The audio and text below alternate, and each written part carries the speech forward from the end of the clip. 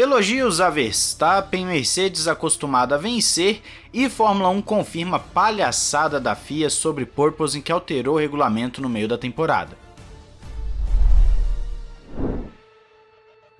Olá amigo do Ressaca Fórmula 1, seja bem-vindo a mais um vídeo, eu sou Matheus Pucci e infelizmente tivemos a notícia da morte do Pelé, o rei do futebol, o maior nome do futebol mundial, alguns não veem dessa forma, mas de uma forma geral é o rei do futebol, e infelizmente ele acaba morrendo no dia 29 de dezembro, que é a data também do acidente de Michael Schumacher. É uma data não muito legal em termos de lembranças, né? Fica, obviamente, os nossos sentimentos a familiares, amigos e fãs de ambos, não somente de Pelé, mas também de Schumacher, uma vez que o Schumacher também ainda não está recuperado até onde nós sabemos, né? São poucas informações.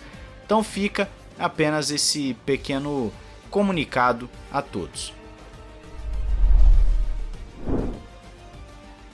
Partindo para as notícias, nós temos alguns elogios para Max Verstappen, começando com Fernando Alonso, que estava falando sobre a carreira, sobre os grandes nomes, como que é a habilidade de um piloto, etc. E em um determinado momento ele fala ao Speed Café justamente que você não pode ensinar a um piloto como extrair o limite de um carro, sempre estar no máximo, no melhor, com uma habilidade fora do normal. Isso tem que vir de você mesmo. E ele acredita que Max Verstappen é um desses e ele sempre foi assim, desde os karts até hoje, então não é uma surpresa para ninguém ver a habilidade e a capacidade do Max Verstappen. O Alonso, na verdade, tem elogiado bastante Verstappen nos últimos dias, nos últimos meses, tá um tanto quanto fã do Max Verstappen, o Fernando Alonso. Mas não foi somente o Alonso que elogiou o jovem bicampeão. René Arnoux, sim, René Arnoux, você deve se lembrar, o pessoal mais antigo da Fórmula 1 deve se lembrar. Ele também deu entrevista, dessa vez ao La Gazzetta dello Sport, e falou que neste ano Verstappen e Red Bull foram supremos. Em várias vezes, como em Zandvoort, Verstappen simplesmente massacrou todos na corrida, e aos olhos dele, Leclerc chega perto de Verstappen, mas Max ainda tem aquele um pouco a mais. Ele lembra do Grande Prêmio do Japão, disputado na chuva, em que Verstappen executou uma ultrapassagem com perfeição e ainda falou que quando é solicitado ele pode frear mais tarde do que qualquer outra pessoa. Ele ainda dá uma alfinetada nas críticas que a Red Bull recebe sobre o carro de Pérez, afirmando que quem diz que Pérez não tem o mesmo carro de Max é tolo, são declarações tolas basicamente. E encerra a sua entrevista, ou pelo menos a matéria aqui na qual nós estamos pegando os trechos, que espera que Mercedes e Ferrari cheguem na Red Bull para ter mais competição até o final da temporada de 2023. Então essa é a opinião do René Arnoux, e acredito que ele falou até bem. Eu só não sei se vou concordar que o Verstappen pode frear mais tarde que todo mundo, porque tem um piloto em específico que eu acredito que, se ainda estivesse no seu melhor, né, poderia frear mais tarde que o Verstappen, que é o Daniel Ricciardo. O Ricciardo ali no seu auge tinha uma capacidade de frenagem muito boa, mas isso não vem ao caso agora. Enfim, estamos falando dos elogios a Max Verstappen e eu quero saber se você concorda tanto com o Fernando Alonso quanto com o René Arnoux. Diz aí nos comentários. Agora nós vamos passar para Mercedes. Toto Wolff falou sobre a emoção da vitória do Brasil. Ele faz uma pequena introdução, citando que num período você estava vencendo o campeonato e 3, 4 meses depois estava com um carro ruim. Isso não é normal, é frustrante, e eles conseguiram melhorar em algumas pistas em específico, como Austin, México, Brasil e tudo mais. E para ele o aprendizado é mais importante para o próximo ano do que necessariamente vencer uma corrida. Ele acredita que foi uma boa prova para eles no Brasil, obviamente, e há um ritmo inerente ao carro. Já o Mike Elliott falou que foi muito interessante ver a reação da equipe depois do Brasil, porque parecia que eles tinham vencido um campeonato mundial, sendo que era apenas uma corrida. E quando você olha para as temporadas que tiveram anteriormente e pensa é apenas uma corrida, você meio que mostrou o nível de paixão da organização. Wolff complementou o Elliott, falando que é como se você tivesse 8 noites de Natal consecutivas, só que na 8ª vez não vai ser tão legal quanto a primeira. e ele até pensou assim, ok, essa foi outra vitória, bom, estamos felizes, tivemos um bom desempenho e tudo mais. Só que quando ele viu a emoção da equipe no Brasil, ficou muito orgulhoso, porque é interessante olhar para eles mesmos e ver a emoção que não esperava.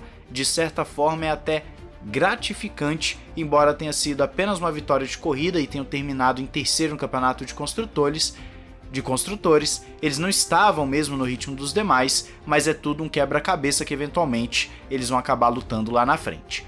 Ou seja, a Mercedes comemorou demais essa vitória no Brasil, como se fosse uma novidade para eles, né? Como se fosse algo assim novo, por conta dos perrengues que passaram na temporada. O vídeo de hoje mais cedo até citamos, inclusive, os problemas que a Mercedes teve com o porpoising que afetaram o motor Mercedes, e é uma equipe que já tenho falado há algum tempo que acredito que deve vir sim muito forte em 2023. Aí vocês fiquem à vontade nos comentários para me chamar de mercedista. Teve um pessoal falando que eu odeio a Mercedes e o Hamilton, outro falando que eu odeio a Ferrari, enfim, fiquem à vontade e eu quero saber a sua opinião sobre a Mercedes. A capa do nosso vídeo é sobre a treta da mudança de regulamento em 2022, que aqui no canal nós somos absolutamente contra mudanças de regra em meio de temporada, e eu falei para vocês desde o primeiro momento que saiu a treta que era jogada política. Algumas pessoas me chamaram de teórico da conspiração, mas tudo, absolutamente tudo que falamos ao longo do campeonato sobre porpoising, sobre jogada de bastidores aconteceu. Nós trouxemos quase que em primeira mão no mundo para vocês essa teoria e ela realmente se concretizou. Pois bem, quem meio que está do nosso lado, vamos assim dizer, é o Pat Symonds. Isso mesmo, diretor técnico da Fórmula 1, não é de uma equipe não, é da Fórmula 1. Ele falou ao Automotor no Esporte que a FIA foi além do que deveria quando começou a intervir na questão do porpoising. E ele ainda diz mais, que se não tivessem intervido, o problema seria resolvido do mesmo jeito e a maioria das equipes já entendem como controlar o porpoising. Exatamente aquilo que nós falamos durante muito tempo ao longo do ano. Ele cita o exagero e que tudo foi por conta de uma equipe que tentou algo que não funcionou, nas palavras de Pat Symonds.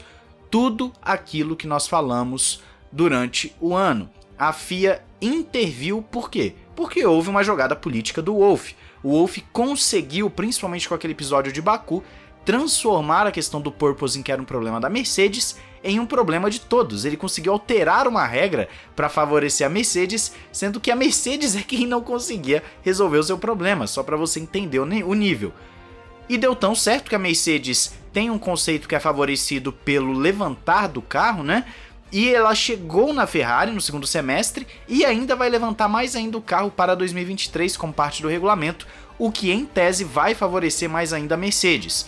Isso significa que é uma novidade, só a Mercedes faz isso? Não. Eu sei que vai ter gente aí nos comentários falando a Mercedes, não sei o que. Red Bull, Ferrari, todas as equipes fazem esses jogos. A diferença é que agora foi em favor da Mercedes, mas todas as equipes fazem esses jogos de bastidores e inclusive eu diria que o Toto Wolff é o melhor chefe de equipe, porque ele consegue fazer a equipe andar muito bem na ponta e ainda colocar a mídia, a opinião pública e os bastidores da Fórmula 1 a seu favor também. É um cara excepcional no que faz e eu quero saber a sua opinião sobre tudo isso aí nos comentários. Um grande abraço, valeu e falou!